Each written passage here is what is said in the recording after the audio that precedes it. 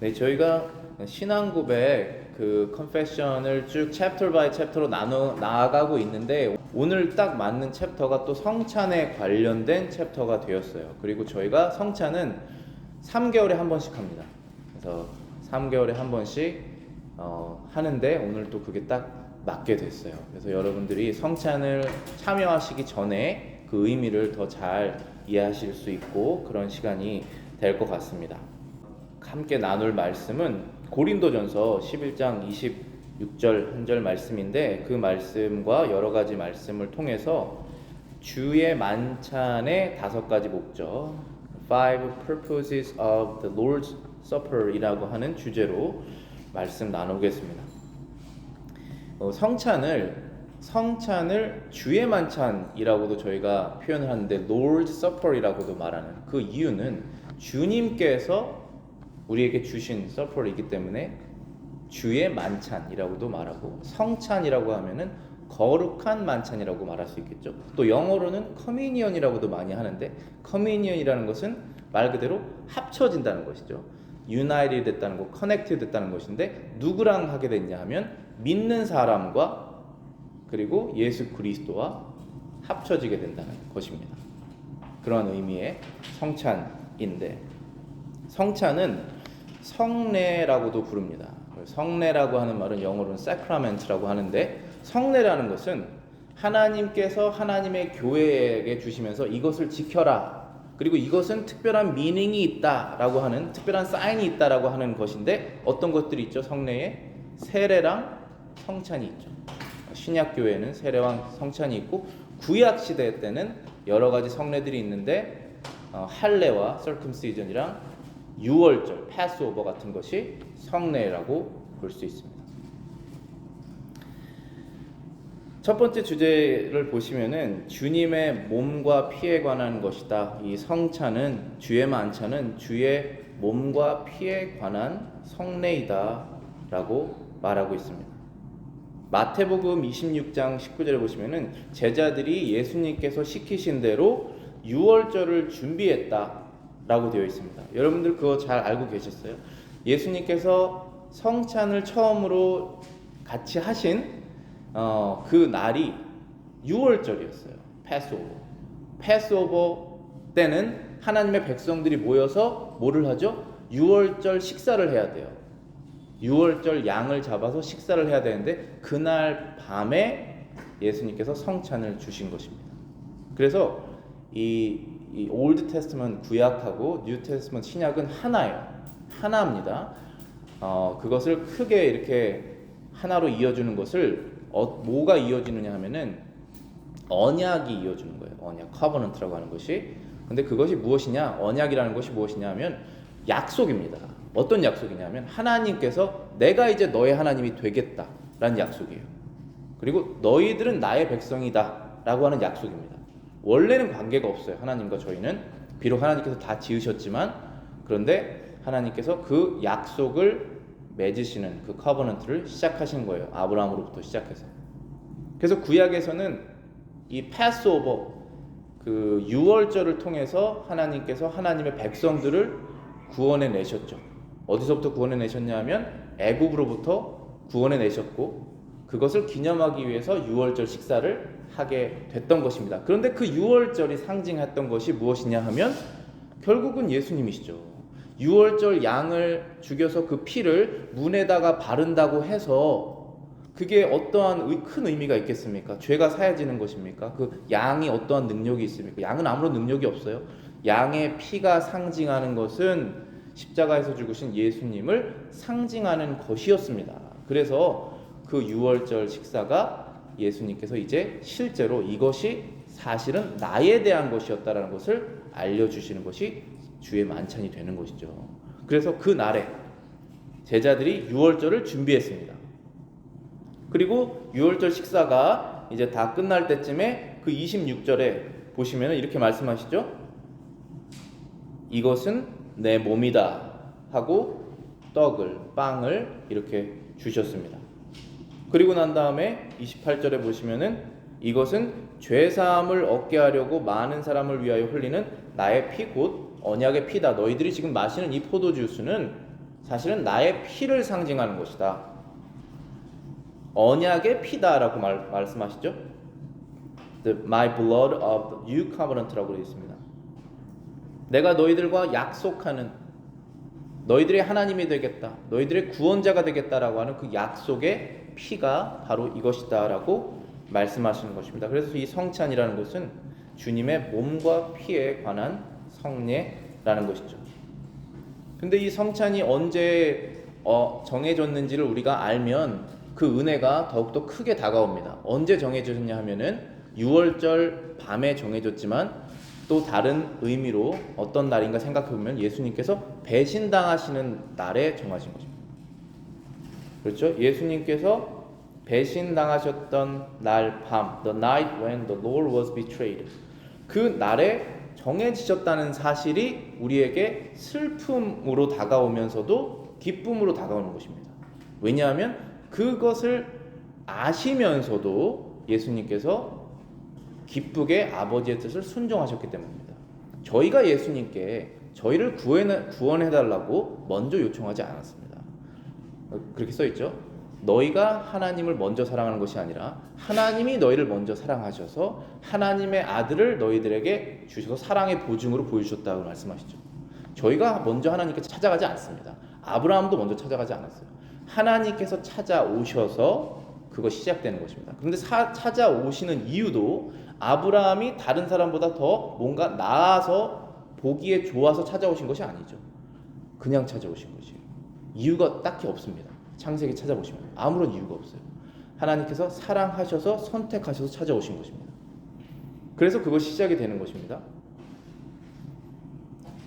마태복음 26장 같은 장 21절에 보시면은 그들이 먹을 때에 이르시되 예수님께서 이렇게 말씀하시죠. 너희 중에 한 사람이 나를 팔 것이다. 이미 아셨습니다. 언제부터 아셨을까? 이것도 생각하면은 참 슬프면서도 예수님의 그 사랑을 깨달을 수 있는 부분인데, 유다가 예수님을 팔 거를 언제부터 아셨을까? 그런 사실 처음부터 아셨겠죠. 그러면서도 끌고 가시는 것이에요. 왜냐하면 그 사건이 일어나야지만이 저와 여러분들이 죄 용서를 받을 수 있습니다. 누군가는 팔아야 돼요. 그러면서도 아시면서도 가시는 것이에요. 너희 중에 한 명이 나를 팔 것이다. 그렇게 말씀하셨고, 그때의 제자들이 서로 수근수근 거립니다. 저는 아니죠. 그랬는데 유다는 말하면 안 됐었죠. 여기서는 자기 알고 있기 때문에. 근데 유다도 말을 해요. 저는 아니죠. 이렇게. 그게 이 죄성의 끝입니다. 우리가 이게 죄라는 게 끝이 없어요. 하나님께서 죄라는 것을 멈춰주기 전까지는 이게 계속 컨티뉴합니다. 어느 정도 부끄러움이 찾아와서 죄가 멈춰지면 그거는 하나님께서 하신 일이에요. 저와 여러분들 가운데 우리 마음속에 불타는, 절제할 수 없는, 계속 컨티뉴어슬리 일어나는 그 죄가 있다면 끊을 수 있는 분은 하나님밖에 없으세요. 그래서 이 유다는 끊어주지 않으신 것입니다. 하나님께서 그 안에, 유다 안에 성령이 없잖아요. 그러면 끊을 수 없는 거예요. 그래서 유다는 부끄러움을 모르고 끝으로 달려갑니다. 그 끝이 어디죠? 죽음이죠. 목숨의 죽음이기도 하고 자신의 영생의 죽음입니다. 거기로 달려가는 거예요. 사람이. 이렇게 사람의 죄가 무섭습니다. 근데 이 유다가 거기에서 부끄러움도 모르고 죄책감도 올바른 죄책감도 없이 저는 아니죠 라고 말을 하게 됩니다. 그때 예수님께서 바로 죽이지 않으세요.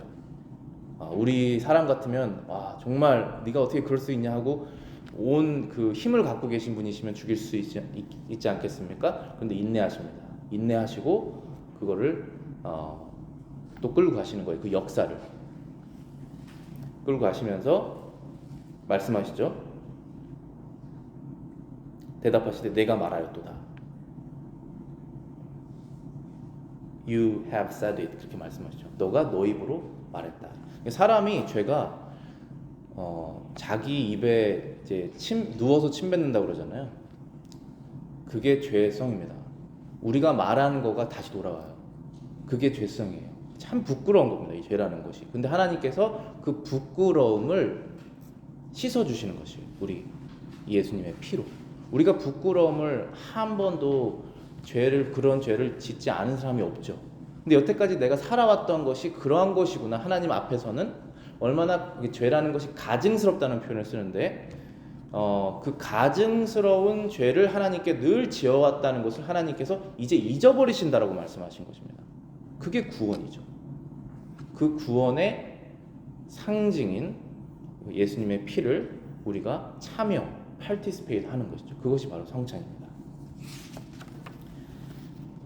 그럼 이 성찬을 언제까지 해야 되느냐 하면 성경에서는 성찬은 세상 끝날까지 해야 되고, 성찬은 그럼 어디서 해야 되느냐? 그럼 성찬은 교회 안에서 해야 됩니다. 우리가 가톨릭 천주교랑 다른 것이 정말 처음부터까지 너무 많은데 그 중에 하나가 성찬을 교회 밖에서 안 합니다. 성찬은 교회 안에서 해야 되는 거예요. 왜냐하면 예수님께서 이 성찬은 구약의 유월절과 같은 거라고 설명하시잖아요.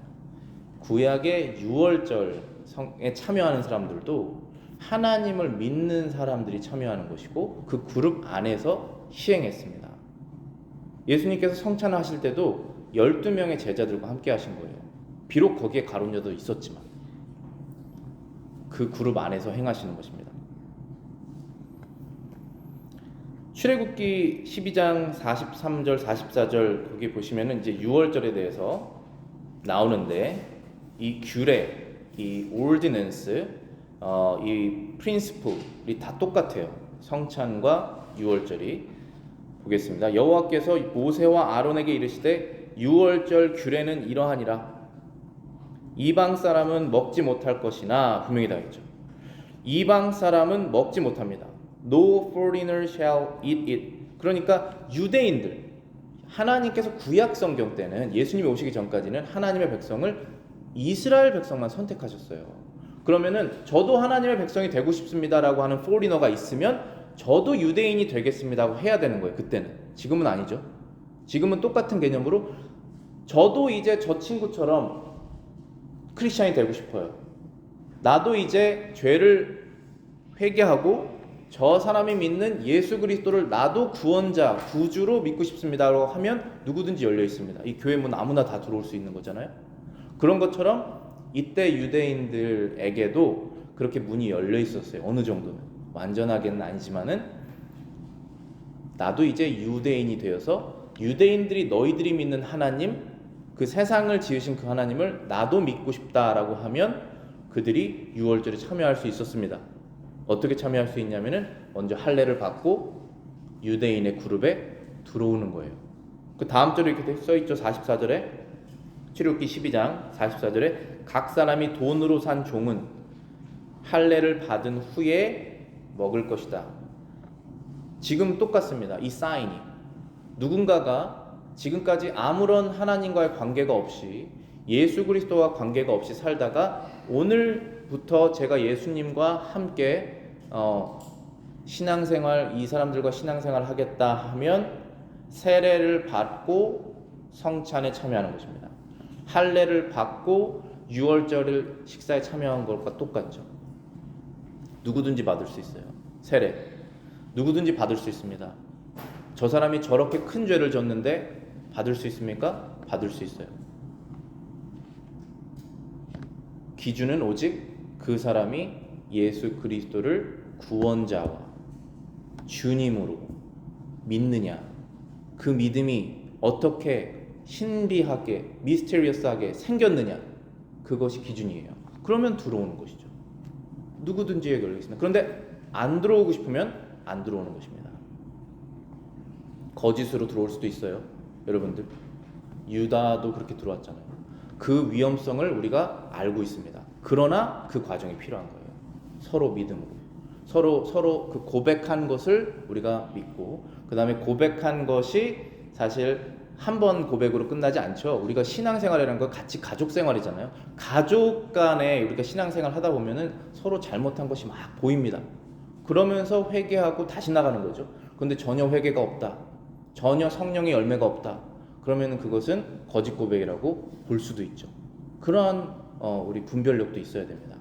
그러나 여기서 중요한 포인트는 누구든지 믿음으로 자발적으로 원해서 스스로 들어오고 싶은 사람들은 믿음으로 주님을 고백하고 세례를 받고 그 다음에 성찬을 참여해야 된다라고 하는 그 법칙이 구약에서부터 동일한 언약으로 적용이 됐다는 것입니다. 할례를 받고 유월절 양식을 먹을 수 있다라는 것입니다. 그래서 고린도전서 11장 28절을 보시면은 사람이 자기를 살피고 그 후에 떡을 먹고 이 잔을 마셔야 된다라고 바울이 말한 것입니다. Let a man examine himself라고 되어 있죠. 자기가 예수님의 제자인지 아닌지. 물론 저와 여러분들이 완벽한 사람이 어디 있습니까? 완벽한 사람이 아예 없다는 것을 알고 있는 상태에서 저는 예수님의 이제 제자가 되고 싶습니다. 지금도. 작년에도 그랬지만 지금도. 특별히 우리가 성찬을 3개월에 한 번씩 하니까 3개월 전에도 그랬고 지금도. 그리고 성찬은 3개월에 한 번 하지만 매주 예배드리잖아요. 지난주에 예배 드렸을 때의 그 믿음이 저 지금도 있다는 것이죠. 계속 갱신하는 거예요. 리뉴하는 것입니다. 우리의 믿음을, 우리의 고백을, 우리의 커밋먼트를 지금도 하고 싶습니다. 안 하고 싶으면 안 하면 되는 거예요. 그렇죠. 저는 이제 하고 싶습니다. 하고 싶지 않습니다 하면 안 할 수 있습니다. 그러면 안 되겠죠. 회개해야겠죠. 그래서 이 목회자는 성찬을 이렇게 제공하면서 항상 인바이팅을 해야 돼요. 믿음이 약한 사람들을. 제가 이래도 하나님의 제자입니까? 제가 이래도 하나님의 아들과 딸일까요? 그런 사람들 계속 인바이팅을 해서 영의 양식을 먹고 성장하게 해야 돼요. 그런데 반대로 전혀 그런 두려움이 없이 그냥 유다처럼 들어와서 나도 저거 먹으면은 천국 가겠지? 라고 하는 이상한 생각을 가지고 교회에 들어오려고 하는 사람은 누구든지 문을 들어와서 예배는 같이 들을 수 있지만 성찬에 참여하는 건 안 된다는 말을 해야 되는 것이죠. 유다도 성찬에 참여해서 먹었습니다. 그런데 그렇게 하면 안 된다는 것을 그가 알고 있었죠. 그래서 저희가 성찬을 펜싱이라고 표현하는데 이렇게 펜싱을 목회자가 하면서 누가 성찬에 참여할 때 당신은 안 돼 이렇게 할 수 없어요. 그건 자기의 책임입니다. Examine yourself. 그런데 여러분들 중에 방문하신 분들 말고 우리 교인들 멤버로서 이미 교인인데 어떤 특정한 죄를 지셔서 아직 회개를 안 하고 있는 상태예요. 서로 막 이렇게 끝까지 지금 회개하지 않는 상태면은 교회에서 당회에서 성찬 정지를 시킬 수 있어요. 당신 3개월 동안 성찬을 하지 말아봐라 일단. 그러면서 진정한 회개가 나오기를 유도할 수 있어요. 이게 인커리징 하는 것이죠. 그러면서 이게 굉장히 심각한 죄구나 알 수 있게. 그렇지만 방문하신 분들에게는 그럴 자격이 없습니다. 저희가 아무나 하시는 거예요.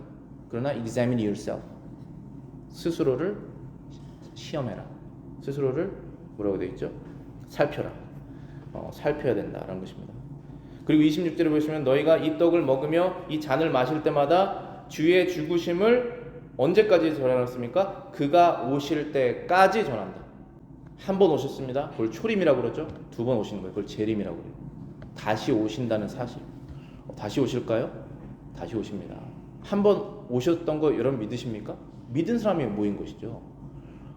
정말 신비로운 일이잖아요. 승천하신 예수님께서 보이는 그대로 다시 오신다라고 하는 사실을 미스테리한 일 아닙니까? 그것을 믿는 사람들이 참여하는 것이고 그때까지 참여한다는 것입니다. 그때까지 성찬을 하는 것이죠. 그리고 다시 오신 다음에는 더 이상 성찬하지 않습니다. 왜냐하면 이 성찬이라는 것은 우리의 믿음을 고양시키고 우리의 구원이 진짜라는 것을 알려주는 보증, seal, 그런 것인데 예수님이 다시 오시면 그런 것이 필요 없어요. 눈과 눈으로 보고 있는데 믿음이 뭐가 필요합니까? 그때는 믿음이 필요 없어요. 그때는 지식입니다. 믿음이 아니에요. 내가 아는 것이죠. 믿는 것이 아니라 이미 오셨는데 세상의 모든 걸 다스리고 계시는데 다스리실 거라는 걸 뭐라 믿습니까? 그때는 믿음이 필요 없고 소망도 필요 없죠. 그때는 오직 사랑만 남는 거예요. 그래서 믿음, 소망, 사랑 중에 사랑이 제일이라는 것이 사랑만 남습니다. 그때 하나님을 내가 사랑하는 마음이 있는 사람만 그 자리에 있겠죠. 천국은 들어가고 싶은데 하나님을 사랑하고 싶지 않으면 그 자리에 있겠습니까? 그 사람이? 그 자리에 없겠죠. 하나님을 사랑하는 사랑만 그 자리에 남는 것입니다. 그래서 예수님이 오실 때까지 성찬을 우리가 하는 것이다. 그래서 여기 여기 설문 노트에 보시면은 차드 반 딕손이라고 하는 목사님이 이렇게 말씀하셨어요. The meal so often called the Last Supper was really the first supper. 그러니까 우리가 성찬을 최후의 만찬이라고도 말하는데 사실은 최후의 만찬이 아니라 첫 번째 만찬이다. 그 다음부터 그것이 지금까지 지속되잖아요. 2000년 후에도 똑같은 걸 하고 있습니다. 우리가 그때 했던 거죠. 그래서 예수님과 제자들과 직접으로 한 식사, 같이 했던 것에 최후, 라스트 서퍼라고 말하지만 교회에서 롤드 서퍼를 해야 되는 거에 첫 번째죠. 그리고 계속 지금까지 하고 있습니다. 진실된 교회에서는 성찬을 올바르게 하고 있는 거예요. 그리고 예수님 오실 때까지 하는 것입니다. 우리가 성찬을 하면서 기억해야 될 것이 5가지가 있는데 많겠지만 오늘 5가지만 말씀드리면은 그 성찬의 목적이라고 볼 수 있습니다. 그것이 첫 번째는 예수님의 희생을 영원히 기억하는 것입니다. 첫 번째, 죽으심으로 인한 그 자신의 희생을 영원히 기념. 영원한 것입니다. 구약에서 했던 것들이 영원한 것이다 라고 말한 것이 지금은 안 하는데 그것이 그러면 영원하지 않았던 것인가? 그렇게 되지 않아요. 그러니까 구약에 있는 것들은 신약에서 다른 폼, 형태로 바뀌었지만 똑같은 거예요. 그래서 영원성이 지속이 되는 것입니다. 출애굽기 12장 14절을 보시면은 너희는 이날을 기념하여 여호와의 절기를 삼아 영원한 규례로 대대로 지킬지니라. 이게 바로 유월절 말씀하시는 거거든요. 영원한 규례, everlasting ordinance라고 되어 있습니다. 그런데 이것이 유월절 양을 잡아서 죽여서 먹는 거, 그 피를 상징하는 것을 했던 것들이 지금은 없잖아요. 저희들이 유월절 양을 잡지 않습니다. 그것은 하나님께 욕되는 거예요. 그래서 성찬이 미사가 아닙니다. 가톨릭에서는 미사라고 그러잖아요. 예수님께서 다시 죽으실 필요가 없는 것입니다. 한 번 죽으시고 끝난 거예요. 다시는 죽지 않으세요. 그래서 우리가 영원한 규례, 이 everlasting ordinance로 성찬을 하지만 양을 잡지는 않는 것이에요. 왜냐하면 그 양의 실제, substance라고 그러죠. 실제가 바로 예수님의 몸이니까. 그분이 죽으셨잖아요. 그럼 이제 더 이상 잡을 필요 없는 거예요. 양. 그렇지만 영원히 우리는 지키고 있습니다. 그거를. Eternal, everlasting ordinance로 오늘도 하고 있는 것입니다. 왜냐하면 하라고 하셨으니까. 누가 하는 것입니까? 교회가. 하나님의 백성이. 구약에서는 이스라엘이, 신약에서는 이스라엘 사람 포함해서 예수님 믿는 모든 사람들이. 신약으로 넘어오면서 구약에 있던 이스라엘 백성들이 많이 떨어져 나갔어요. 예수님 믿지 않는 유대인들이 다 떨어져 나갔습니다. 그리고 믿는 사람들만 그 줄기를 타고 계속 오는 거예요. 그 줄기에 우리도 속해진 것입니다. 고린도전서 11장 24절 25절에 축사하시고 떼어 이르시되 너희를 위하는 내 몸이니 이것을 행하여 나를 기념하라. In remembrance of me. 기억하라는 것입니다. 25절에도 식후에 또한 그와 같이 잔을 가지시고 이르시되 이 잔은 내 피로 세운 새 언약이니 이것을 행하여 마실 때마다 나를 기념하라.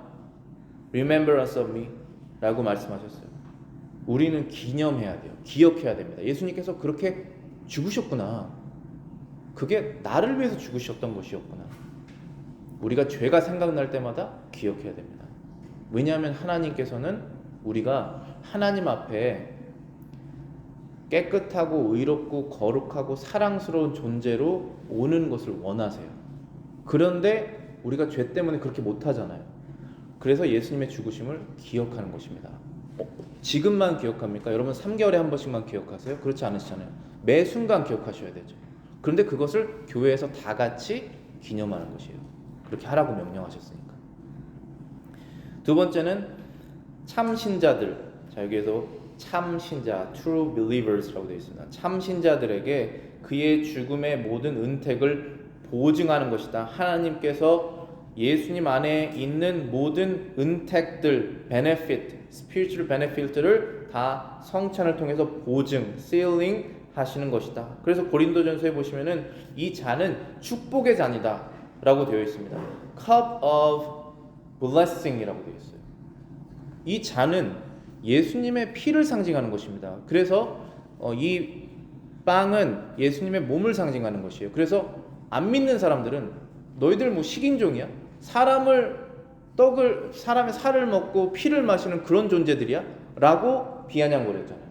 근데 그것이 아니라는 거예요. 이것은 예수님의 피를 상징하는 포도주로서 우리는 포도주를 마시면서 이것이 예수님의 피이구나라고 생각하면서 마시는 것입니다. 어떻게 마시라고 하셨을까요? 예수님의 피의 영적인 미닝, spiritual meaning이 그 피에 담겨 있기 때문에 마시는 것입니다. 우리는 그것을 기억하고 믿으면 돼요. 그런데 왜 마시라고 하셨을까요? 우리는 아직 육적인 존재라서 이런 센스가 필요합니다. 그래서 너희들이 마시고 냄새 맡고 목으로 넘기면서 그것이 예수님이 너희를 위해서 흘리신 피라는 사실을 기억해라 라는 것입니다. 세 번째는 영적으로 양육되고 성장해야 된다. 우리가 가만히 있으면 성장되지 않죠. 영적인 것들을 추구하면서 양육되고 성장해야 됩니다. 그런데 영적인 것에 반대되는 것이 뭐죠? 육적인 것이죠. 우리가 육이 남아있기 때문에 정말 순식간에 영적인 것이 육적으로 변해요. 얼마나 약한 존재입니까? 하나님을 따르는 것이 영적인 유익 때문이 아니라 이 세상에 사는 세상의 육적인 유익 때문에 하나님을 따르는 유혹이 얼마나 많이 찾아옵니까? 여러분들에게. 하나님께서 여러분들에게 세상의 모든 것을 주시는 이유가 하나님의 나라를 위해서 살라고 하신 그 영적인 의미를 우리가 붙들고 살아가는데 순간적으로 얼마나 그게 금방 바뀝니까? 내가 받은 모든 것들을 누리기 위해서 하나님을 따라가는 것처럼 바뀌잖아요. 그래서 고린도전서에 보면은 성찬을 참여하는 사람들이 그때는 이 양을 많이 줬는지 배고픈 사람들이 가난한 사람들이 이 성찬빵을 먹고 배부르게 되고 그때는 포도주에 알코올이 좀 섞여 있었는지 먹고 취하고 이런 일들이 있었다는 거예요. 그걸 바울이 뭐라고 했잖아요. 너희들 먹으러 왔냐? 니네 집에 먹을 게 없냐? 왜 와서 그것을 먹고 취하려고 그것을 먹고 있느냐? 이렇게 말하죠. 그 영적인 것이 육적으로 바뀌어버린 거예요. 예수님께서는 이것이 영적, 너희들 몸 안에 있는 이 스피리추얼의 베네핏을 위한, 너처링을 위한 그것이라고 알려줬는데 사람들은 배불리 먹고 기분이 좋기 위해서 그걸 참여했다는 것입니다. 그것을 바울이 징계를 했어요. 그렇게 하면 안 되는 것이다. 우리도 그렇게 하면 안 되는 것이죠. 너희가 교회를 업신여기냐라고 말했습니다. 교회를 Do you despise the church of God? 그렇게 바울이 징계를 했었죠. 그리고 네 번째는 참 신자들이 true believer들이 주님께 지고 있는 모든 의무를 더 잘 이행해야 된다. 저희도 이 부분 잘 기억하시기 바라겠습니다. 네 번째 보시면은 참 신자들이 주님께 지고 있는 모든 의무를 더 잘 이행하기 위해서 for their further engagement in and to all duties that they owe unto the Lord. 우리가 빚을 졌다는 거예요. 우리가 의무를 이행해야 되는데 그 의무를 지고 있다는 것입니다. 여러분들 빚 지는 거 좋아하지 않으시잖아요. 하나님께서도 빚 지지 말라고 그러셨어요. 경제적으로 오직 사랑의 빚만 져라. 그런데 우리는 예수님께 빚을 졌어요. 이 빚이 뭐냐면 우리 인생 전체를 다 드려도 못 갚는 빚입니다. 그래서 이 빚이 무엇인지 알면 알수록 아까운 것이 없어지는 거예요. 내가 주님의 몸된 교회, 이 말이잖아요. 이 마리가 있는데 내가 그 주님의 몸된 교회에 빚진 것이 있다라고 생각을 해야 된다는 것이죠. 그러니까 우리가 요즘의 세대는 저희 시대도 더 많이 그러는데 컨슈머예요. 다 소비자입니다. 그래서 여기에서 내가 원하는 걸 이걸 취하고 저기에서 원하는 걸 취하고 심지어 요즘에는 교회를 거의 학원으로 생각하는 것 같아요. 돈을 좀 주고 애들을 보내고 내가 뭐 신앙 못 가르치니까 학원 보내듯이 수학 학원 보내듯이 그 컨슈머잖아요. 그럼 더 좋은 수학 선생님 있으면 가면 되는 거죠. 이런 식으로 바뀐다. 그런 것이 아니라 내가 주님의 몸된 교회에 빚진 자로서 자발적으로 나와서 나의 모든 것을 주님의 몸된 교회에 드린다고 하는 생각을 갖고 신앙생활을 해야죠. 그게 예수님과의 나의 관계지 않습니까? 여러분들은 어떠한 지금 마음으로 교회를 나오셨어요? 여러분들은 어떠한 마음으로 성찬에 참여하실 것입니까? 그 빚진 마음을 우리가 다시 기억해야 되죠. 그래서 자발적으로 내가 할 수 있는 선에서 하나님께 주신 능력 안에서 기쁘게 의무를 행하는 것입니다. 근데 행해야 되는데 우리가 또 까먹어요. 그리고 세상에 많은 일이 있으면 복잡하니까 또 까먹고, 그래서 오늘 다시 성찬을 하면서 for their further engagement, 우리가 더 의무를 더 잘 수행하기 위해서 성찬을 참여하셔야 된다는 거예요. 그럼 다섯 번째는 네 번째 여기 9절 말씀 또 읽고 하겠습니다. 고린도전서 10장 21절에 너희가 주의 잔과 귀신의 잔을 겸하여 마시지 못한다. You cannot drink the cup of the Lord and the cup of demons라고 되어 있어요. 우리가 성찬을 참여하는 것은 나의 주님, Lord가 Jesus Christ다, 예수 그리스도라고 고백하는 거예요. 그러면 사람이 머리가 두 개가 될 수가 없잖아요. 사람이 여러분들 몸에 머리가 하나여야지 아름답지, 두 개가 있으면 설저리 하셔야 되지 않겠어요? 그런 일들 가끔 벌어지면 설저리 하잖아요. 떼어내야 된다는 거예요. 머리가 하나이라는 거예요. 예수 그리스도가 나의 머리고 그분이 가라고 하는 곳에 내가 가겠다라고 하는 것을 결정하는 마음에서 성찬을 하라는 거죠. 두 개는 같이 갈 수 없습니다, 여러분들. 같이 가실 수 있다라고 생각하시지만 할 수 없어요. 하나님과 재물을 동시에 섬길 수 없게, 하나님과 돈을, 하나님과 세상을 같이 섬길 수는 없습니다. 하나님과 세상 것들을 같이 섬길 수는 없고, 하나님을 섬기는데 세상 것들을 쓸 수는 있어요. 그런데 하나님과 세상 것들을 같이는 섬길 수 없습니다. 이렇게 하실 수 있어요. 세상 것이 나의 목표인데 하나님을 사용하실 수 있습니다. 여러분들이 하나님께서 절대로 축복하지 않으실 거예요. 그 사람은 회개하고 그 순서를 바꿔야 돼요. 그런데 양심의 가책이 있어서 순서 바꾸기는 그렇지만 같이 해야겠다 이렇게 생각할 수 있거든요. 같이 할 수 없습니다. 하나님 아니면 세상이에요. 세상에서 여러분들이 살아내셔서 다 이루시고 그걸 하나님께 드리는 겁니다. 다섯 번째는 참 신자들이 주님의 신비한 몸의 지체들로서 가지는 주님의 교통 및 서로 간의 교통에 매는 줄과 보증이 된다. 이 성찬이라는 것을 어떤 것을 기억하게 되냐면은 주님의 몸된 몸을 기억하는 것입니다. 그런데 신비한 몸이라고 되어 있어요. His mystical body. 주님의 몸은 보이지 않아요. 주님의 몸은 우리가 실제적으로 사람 간에 이렇게는 보이지만 스피리추얼한 거기 때문에 미스테리한 것입니다. 쉽게 말해서 12명의 제자가 있었는데 그 중에 한 명은 아니었죠. 근데 보이기에는 예수님 포함해서 13명이 모여있는 것처럼 보이지만 스피리추얼리 12명만 모여있는 거예요. 이건 미스테리컬한 바리입니다. 그 바리에 내가 속해졌다는 것을 기억하는 거예요. 예수 그리스도의 머리에 내가 몸으로서 붙어져 있다는 것을 기억하는 것이고, 또한 내 옆에 있는 사람들이 성찬에 참여할 때 저 사람도 붙어있는 사람이구나, 나도 저 사람하고 연결되어 있구나, 마치 손이 손목에 연결된 것처럼 발이 발목에 연결된 것처럼 다 연결되어 있구나 라는 것을 기억하기 위해서 성찬을 참여하는 것입니다. 고린도전서 12장 12절 13절에 몸은 하나인데 많은 지체가 있다. 몸의 지체가 많으나 한 몸인과 같이 그리스도도 그러하니라. 여기 영어 표현에 보면은 For as the body is one, 몸은 하나인데 and has many members라고 되어 있죠. But all the members of that one body. 우리가 그 교회의 교인이라고 하는 말, 교인이라고 하는 말인데 우리 교인이, 이 사람은 우리 교인이에요라고 하는 말을 한국말로 우리가 교인이라고 하는데 영어 표현에서는 This is our member of our church 그러죠. 근데 그 멤버라는 게 뭐냐? 뭐 나랑 친한 사람이 멤버냐? 이 사람 우리 맨날 여행 가는 그 멤버야? 그 멤버냐? 그게 아니라 이 성경 표현이에요. 하나님의 예수 그리스도의 그 몸의 지체 일부분이냐라고 표현하는 것입니다. 이 church의 그 body의 멤버냐라는 뜻이에요.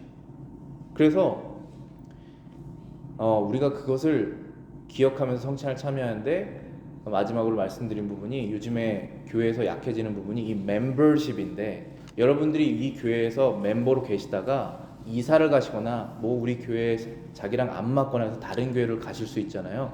그때에 이 바리에서 떨어져 나가는 거예요. 요 로컬 바리에서. 그러면 다음 로컬 바리에서 붙으셔야 돼요. 떠돌아다닐 수 없습니다. 우리가 몸에서 손가락 잘려서 떠돌아다닐 수 없잖아요. 다시 붙으셔야 돼요. 그 멤버십이 그냥 어떤 교회에 가입되고 안 가입되고 내가 YMCA 들어가고 말고 이 브랜치에 한번 할까 말까 그런 개념이 아니라 몸된 예수님의 몸된 교회에 속해 있다면 여기서 떨어져 나갔으면 다른 곳에는 분명히 붙어야 된다는 것입니다. 그게 바로 이 성찬의 영적인 의미예요. 여러분들이 그 부분도 잘 기억하시면서 교회 생활 하시는데 또 영적 신앙 생활 하시는데 오늘 성찬이 유익이 되시기를 바라겠습니다.